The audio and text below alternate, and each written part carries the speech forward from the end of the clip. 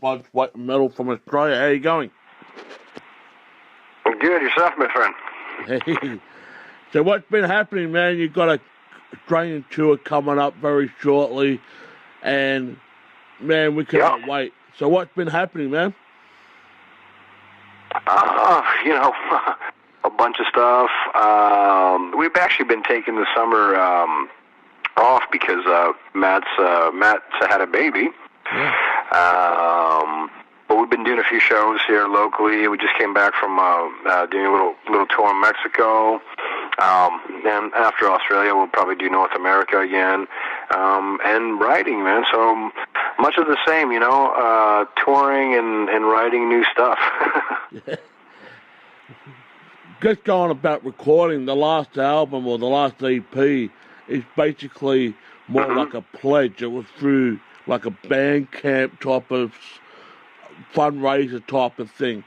I want to ask, right? Do you think when you make new music, it's harder to get the public to go and buy it? Rather, like in the old days, when a new album gets released, like on a Tuesday or on a Thursday at a record store, you have people lining up. Sure. You have people lining up everywhere. But nowadays, due to the digital world that we live in with the internet and so forth, do you think it's a bit more like, damn if you do, damn if you don't, if you do like a crowd fundraiser, band camp type of thing to get that new material out there? You hit it right on the nail. It's very difficult to not to get it out there. It's very difficult for people to buy it because a lot of people will just want to download it. So yeah, record sales have definitely hit a all-time low, and not just in metal, and every kind of music. So we tried the crowdfunder because we had a few friends that had tried it, but we won't be doing that again. The next EP release, because there's 3 parts to this to the Book of Suffering, we'll just have like the normal kind of pre-sale thing and put it out for public to buy if they want to buy it, But it definitely, things have changed. So you kind of, try new things, and, sometimes they work, sometimes they don't. But, we keep on doing what we want to do and release music because that's what we enjoy doing, very simply, And I often find it, too, it's going to be a bit frightening when the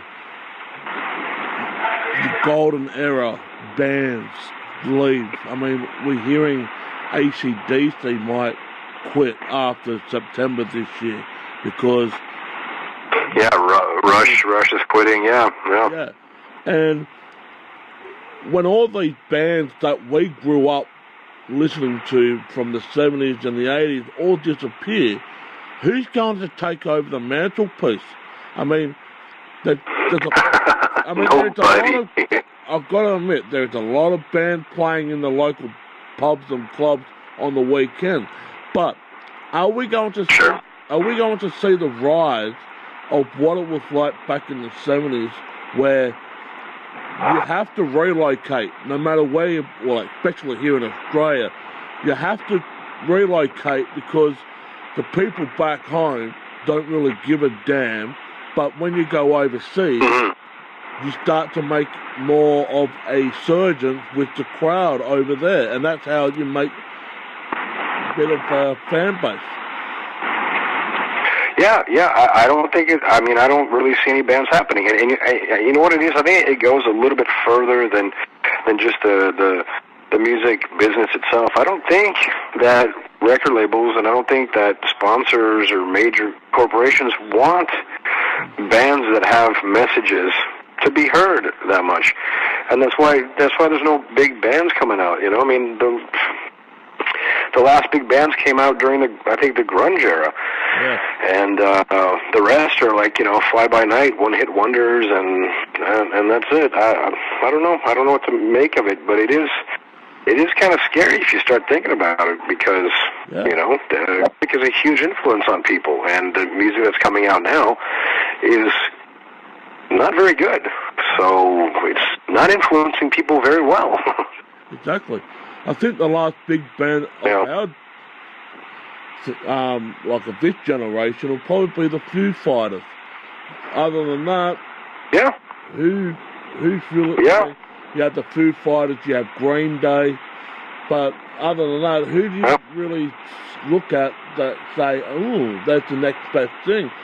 I'm not saying there isn't anybody out there. Like I said, there's a lot of bands do play a lot of gigs on the weekend, but with the way that they're not being they're not being promoted the way they should be promoted. You know. Exactly, and another thing that comes down to is, like, especially here in Australia, we've got a truckload of great talent, but the radio... Oh, yeah, I know.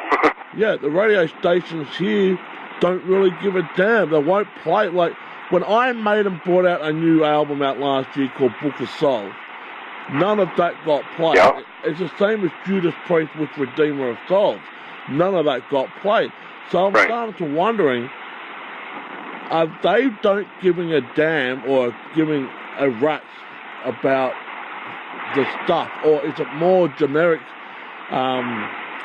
publicity? They get told what to play by the hierarchy in the radio station, and the people like myself who do the independent podcast to play all this stuff have to go out and spend the money on the licensing to play these type of things, because that's the way it's coming about. If people don't hear the music, they're not going to follow it.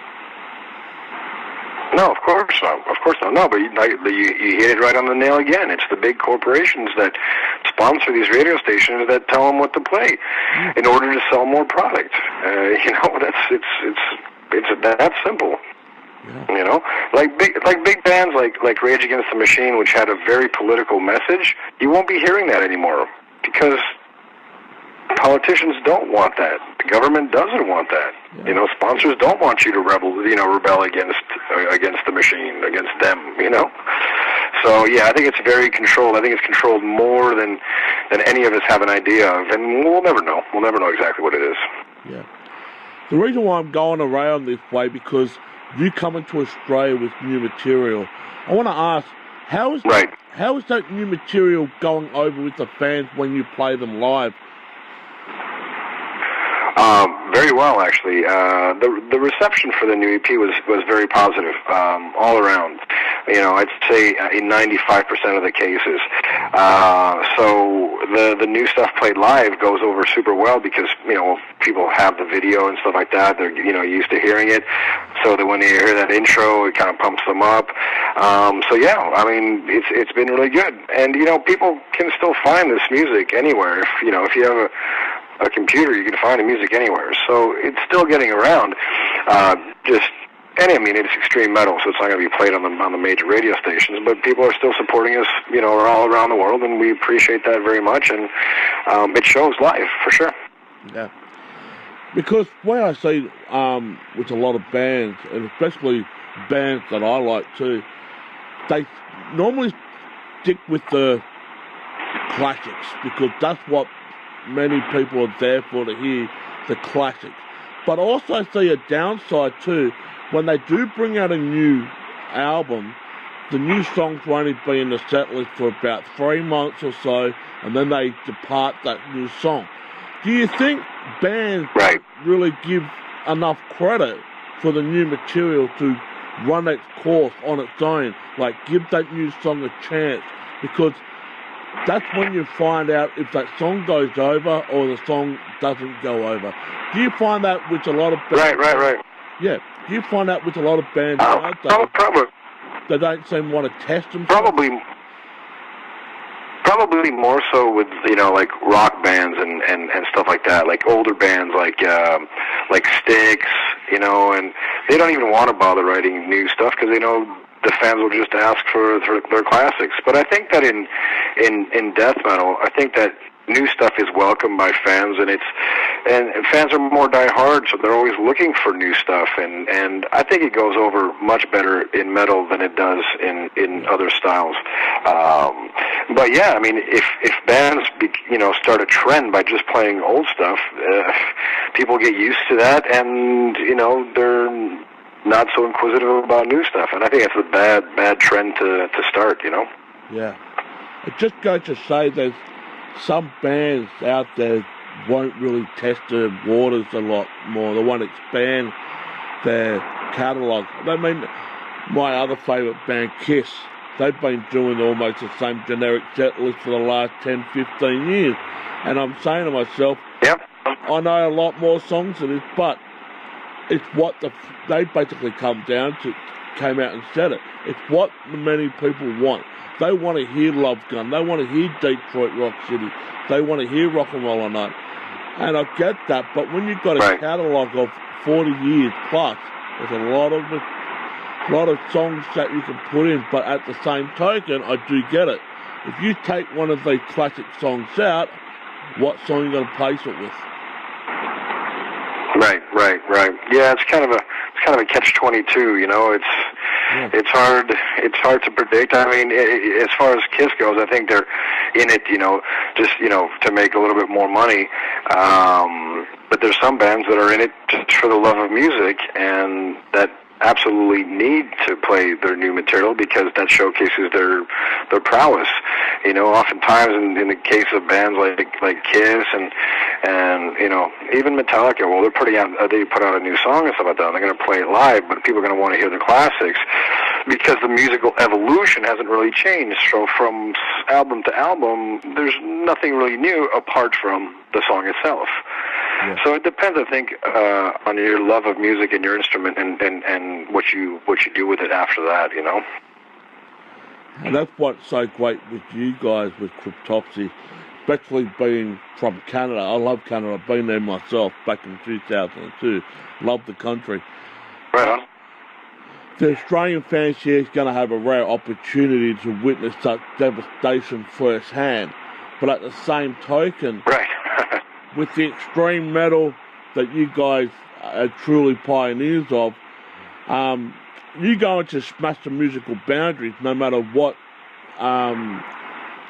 you play, because you've got a very unique style that is definitely you created yourself. That you put the fingerprint and the DNA on your own, basically, with that unique style. Right. I want to ask... Right, well, thank you for that, yeah. With all these club gigs you're doing on August the 31st, starts in Wellington and Auckland, but then going around to Perth on the 4th. Do you like playing these more intimate shows, especially here in Australia? Yeah, absolutely. I mean, there's advantages to playing intimate shows and there's advantages to playing big festival shows. I personally prefer the intimate shows because you're closer to the audience and you can basically feed off their energy. So, I mean, it's all good. All shows are fun to do and all good and all are different. But we're very much looking forward to coming to Australia to do these shows. Yeah. And looks like you're taking a couple of Australian bands hostage, which are Wartopsy and Valhalla. They're great bands as well. What I mean by taking them hostage, I mean you're not taking them hostage that way. You're taking them under your wing on the thing. But Wartopsy and Valhalla are very awesome bands. I have seen them before, so they're pretty awesome. Excellent. I mean, it's going to be, a brutal package is going to make for better turnout and more energy. That's great. Yeah. I know that you put extreme brutality with your music and that, so just hopefully you guys don't brutal Wartopsy and Valhalla too much, because they can hold their own. They can hold their own. But I want to ask on a musical element, what bands are catching your eye a bit, catching your bit of attention? Is there any new or upcoming bands that really are making a bit of a noise for you at the moment that you want to share that out and give them a plug out to the wider audience? To be honest, to be very honest, I've been listening to a lot of 12-Foot Ninja, and they're from Australia, and I think they're putting out a new album in a few days. I think 4 days. And I leave for Australia tomorrow because I play a drum festival in Melbourne, and the drummer for 12 Foot Ninjas is going to be there, so I'm looking forward to meeting him. And yeah, I mean, to be very honest, I've been listening to a lot of Australian bands like 12 Foot Ninja and like oh geez, no, it's on the tip of my tongue and I don't have it. What's that band? It's a little bit more prog. My goodness. It might come to me, but in the metal scene too, there's a few bands coming out locally in Montreal that are really interesting. But there's so many, it's hard to mention. Oh, Carnival from Australia too, which I really dig. Yeah. There's a lot of talent, and you were right when you said there's a lot of talent in Australia. So I'm looking forward to actually hearing the bands that we're going to be playing with. But yeah, man, I mean, lots of talent. Hopefully they reproduce live, because that's super important, and keep it interesting, Yeah. I mean, I was over in Vancouver in 2002, 2003 for 6 months, and the music that I heard back in that day, especially in Vancouver, I was floored. I'm saying, why hasn't Australia heard any of this before yet? Funny enough, 6 months after I came back to Australia, all this music that I heard over in Vancouver started to come to Australia. So I had a best of both worlds. It was just like a complete 360. And but that's the same here. To some of the music that we hear in Australia, some of the people overseas haven't even heard of yet. And wait till about 6 or 7 months down the track, you'll start to get them out again. So it's just the way it is. Yeah, absolutely. Yeah, it is. That's the way it goes, I guess, yeah. Yeah, it is. I just want to let the fans know that the bundles, they had limited ticket bundles for this tour. Those have completely sold out. Only general admission tickets are available now. Please go to Direct Touring, or as we know it here in Australia, go to OzTick, where you can purchase these tickets. Remember, only the general admission tickets are only available. All the limited bundles have sold out, which is great news.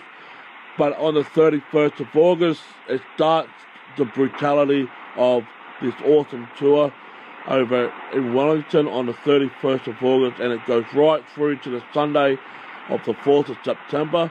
Unfortunately, Adelaide, we don't get a gig, but hopefully Cryptopsy can come to Adelaide in the near future. Well, we will surely try, and we appreciate the support immensely. Looking very much forward to this. No worries. Well, you take care, and we look very, very, very soon when you come to slaughter our stages on the 31st right through to the 4th of September. Well, thank you very much, man. Thanks for the support, and you take care. Hopefully we'll see you soon. You will. Thank you. Take care. All right, cheers. Bye-bye.